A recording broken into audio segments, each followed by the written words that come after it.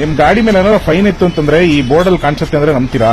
ನಂಬಲೇಬೇಕು ಗುರು. ನಾನು ಅನ್ಕೊಂಡೆ ಇದ್ರಲ್ಲಿ ಬರೀ ಆಡ್ಸ್ ಅಂತ, ಬಟ್ ಆಡ್ಸ್ ಮಾತ್ರ ಅಲ್ಲ. ಟ್ರಿನಿಟಿ ಸರ್ಕಲ್ ಹತ್ರ ಹೋಗ್ಬೇಕಾದ್ರೆ ನಾನು ಸಡನ್ ಆಗಿ ಗಾಡಿ ಸೈಡಿಗೆ ಹಾಕಿದೆ, ನೋಡಿದ್ರೆ ಇಲ್ಲಿ ದೊಡ್ಡದಾಗಿ ಒಂದು ಬೋರ್ಡ್ ಅಲ್ಲಿ ನೀಟಾಗಿ ನಿಮ್ ಗಾಡಿ ನಂಬರ್ ಸಮೇತ ಕ್ಯಾಪ್ಚರ್ ಮಾಡ್ಬಿಟ್ಟು ನಿಮ್ಮ ಗಾಡಿ ಮೇಲೆ ಏನಾದ್ರು ಫೈನ್ ಇತ್ತು ಅಂತಂದ್ರೆ ಇಲ್ಲಿ ನೋಡಿ, for example passing Trinity circle right now your PUC has been expired ಅಂದ್ರೆ ಇವ್ರು ಎಮಿಷನ್ ಟೆಸ್ಟ್ ಮಾಡಿಲ್ಲ ಅಂತ.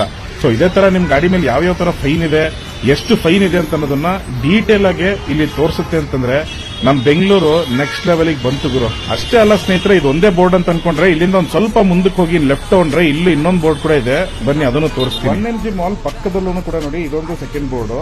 ಬ್ರದರ್, ಅದೇನ್ ಗೊತ್ತಾ ನಿಮಗೆ? ಅಲ್ಲಿ ಕಾಣಿಸ್ತಿರೋದು ಏನದು ಗೊತ್ತಾದ್ರೆ ಶಾಕ್ ಆಗ್ತೀರಾ. ಕರೆಕ್ಟ್ ಆಗಿ ನೋಡಿ ಏನಂತ.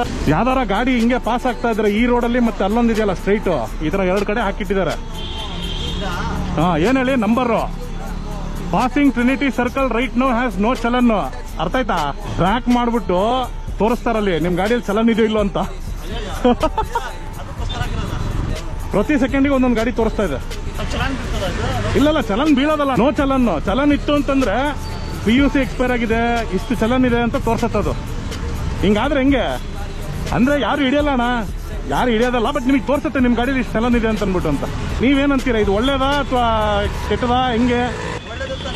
ಒಳ್ಳೇದ್ ತಾನೆ. ಸ್ವಲ್ಪ ಜನ ಗೊತ್ತಿರಲ್ಲ ಚೆಕ್ ಮಾಡೋದಿಕ್ಕೆ. ಕರೆಕ್ಟ್. ಅದು ಡೇಟನ್ನು ಬರುತ್ತೆ ಸರ್, ಈ ಗಾಡಿ ಇಷ್ಟೊತ್ತಿಗೆ ಇಲ್ಲಿ ಪಾಸ್ ಆಯ್ತು ಅಂತಾನು ಬರುತ್ತೆ. ರಾಬ್ರಿ ಕರೆಕ್ಟ್, 100% ವರ್ತ್ ಇದು.